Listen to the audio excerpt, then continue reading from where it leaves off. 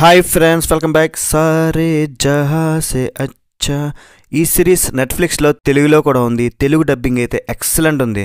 Telugu top dubbing ఆర్టిస్టులను తీసుకొచ్చి dubbing చెప్పించారు. హీరోకి వాసు గారు చెప్పారు. అదే ధనుష్ గారికి కానీ విజయ్ గారికి కానీ శివకార్తికేయన్ గారు చెప్తుంటారు కదా, సూపర్ అనిపించింది. ఇది ఆగస్ట్ 15th కానుకగా రిలీజ్ అయింది. జస్ట్ 6 ఎపిసోడ్స్ మాత్రమే ఉన్నాయి. రన్ టైం కూడా చాలా తక్కువ, 4 అవర్స్లో అయిపోతుంది. అండ్ హ్యాపీగా మీ ఫ్యామిలీతో కలిసి చూసేద్దాం అనుకుంటే కుదురుతుంది. బట్ 3 and 4th ఎపిసోడ్లో మాత్రం లైట్గా అడల్ట్ కంటెంట్ ఉంది. అది స్కిప్ చేసుకోవాలి, కొంచెం ఇబ్బంది పడతారు. అవి జస్ట్ 2 సీన్సే ఇలా వచ్చి అలా వెళ్ళిపోతాయి. మరి సిరీస్ చూశాక నాకైతే నచ్చిందిగా ఈ series. August 15th best gift ఇదే అనుకుంటున్నా అని నాకైతే వర్త్ వాచింగ్. ఇది తక్కువ రన్ టైం ఉంటుంది, ఒక మూవీ చూసిన ఫీలింగ్ అయితే ఇచ్చింది. అండ్ ఆల్సో దీనికి నెక్స్ట్ సీజన్స్ వచ్చినా సరే ఏం పర్లేదు, ఎందుకంటే ఈ సిరీస్లో ఇక్కడ స్టోరీ అయితే కంప్లీట్ చేసేసారు. అంటే ఒక మిషన్ అయితే కంప్లీట్ అయిపోయింది. నెక్స్ట్ సీజన్ వచ్చినా సరే అది ఒక కొత్త స్టోరీ అవుద్ది అనమాట. సో చూసినందుకు చాలా హ్యాపీ. లేటెస్ట్గా సలాకార్ అనే ఇంకొక వెబ్ సిరీస్ కూడా వచ్చింది, బట్ అది వర్క్ అవ్వలేదు. సో దాన్ని సైడ్ చేసా. దానికన్నా ఇది చాలా బెటర్ అండ్ బాగుంది కూడా. పాకిస్తాన్, సారీ ఇలా చెప్పకూడదు, పాకిస్తాన్ ఒక న్యూక్లియర్ బాంబ్ సృష్టించడానికి సిద్ధంగా ఉంటుంది. రష్యా, చైనా ఈ కంట్రీస్ కూడా ఈ స్టోరీలోకి తీసుకొచ్చారు. మన హీరో ఒక భారత గూఢచారి పాకిస్తాన్ వెళ్ళి దాన్ని ఆపడానికి ఎలా ట్రై చేశాడు, ఇంతకు ఆ మిషన్ ఏంటి, ఇదంతా ఈ సిరీస్లో చూడడానికి అయితే ఉంటుంది. సారే జహాస్ హచ్చా ఇదొక రెగ్యులర్ స్పై యాక్షన్ థ్రిల్లర్ కాదు. భారీ భారీ చేజింగ్ సీన్స్, యాక్షన్, ఓ పెద్ద బాంబ్ బ్లాస్ట్లు ఇలా ఉండే సిరీస్ అయితే అస్సలు కాదు. ఇందులో లాస్ట్ 6 ఎపిసోడ్లో మాత్రమే కొంచెం యాక్షన్ అయితే ఉంది. సో ఎక్కువ యాక్షన్ లేకుండా చాలా బ్రిలియంట్గా స్టోరీని తీసుకొని మంచి గ్రిప్పింగ్ స్క్రీన్ ప్లేతో మంచి డ్రామాతో ఈ సిరీస్ అయితే ఉంటుంది. మళ్ళీ ఇదేదో ఇప్పుడు జరుగుతున్న స్టోరీ ఏం కాదు.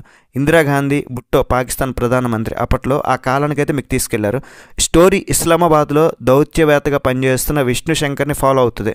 ఒక సీక్రెట్ ఏజెంట్గా కొత్తగా పెళ్ళై పాకిస్తాన్ వెళ్ళడం, అక్కడ మన ఇండియాకి చెందిన ఇంకో గూఢచారి అండ్ వీళ్ళిద్దరూ కలవడం, పాకిస్తాన్ అధికారులతో పోరాడే సీన్స్ అన్నీ కూడా చాలా బాగా చూపించారు. సిరీస్లో మాటలు అయితే చాలా బాగా రాశారు భయ్య.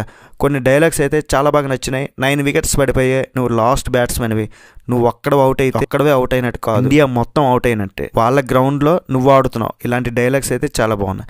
ఇంకా దేశం గురించి, దేశభక్తి గురించి మాట్లాడే మాటలు కూడా చాలా ఇంప్రెస్ చేసే, సింపుల్గా అనిపిస్తాయి బట్ బాగుంటాయి. అయితే మైనస్ అని చెప్పలేను, కానీ ఏది వర్కౌట్ అవ్వదంటే కొంతమంది రెగ్యులర్ స్పై యాక్షన్ థ్రిల్లర్స్ కొన్ని ట్విస్ట్లు ఎక్స్పెక్ట్ చేసే వారికి లిటిల్ బిట్ డిసప్పాయింట్ ఉంటుంది. వాళ్ళకి మాత్రమే, అందరికి కాదు.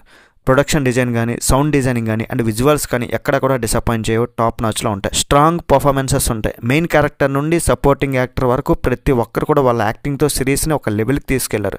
ప్రతీక్ గాంధీ, సన్నీ హిందూజా, సుహైల్ నయ్యర్, తిలోత్తమ ఒక్కరేంటి ప్రాణం పెట్టారు అందరు కూడా. ఫైనల్గా చెప్పాలంటే సారే జహాసే అచ్చా ఇదొక రెగ్యులర్ స్పై థ్రిల్లర్ అనే కాదు, దేశం గురించి, దేశభక్తి గురించి, నిజం గురించి అండ్ తెలియని హీరోస్ గురించి, రియల్ హీరోస్ గురించి పర్ఫెక్ట్గా ప్రజెంట్ చేసిన ఒక స్పై డ్రామా. తప్పనిసరిగా చూడండి, మీకు నచ్చొచ్చు. ఓవరాల్గా ఈ సిరీస్కి నేను ఇచ్చే రేటింగ్ ఏంటంటే 3.5 out of 5. మనం ఎప్పుడు కూడా వింటున్నాం కదా, ఇండియా మొత్తం వచ్చిపోస్తే పాకిస్తాన్ మునిగిపోద్దని. నిజంగా పాకిస్తాన్ దాన్ని ఎంత ఇడియట్గా చూపించినా సరే ఇంకా అంతే వరస్ట్గా తయారవుతున్నారు తప్ప వాళ్ళైతే మారరు. నెక్స్ట్ వీడియో మళ్ళీ కలుద్దాం గైస్. బై బాయ్ అండ్ జై హింద్.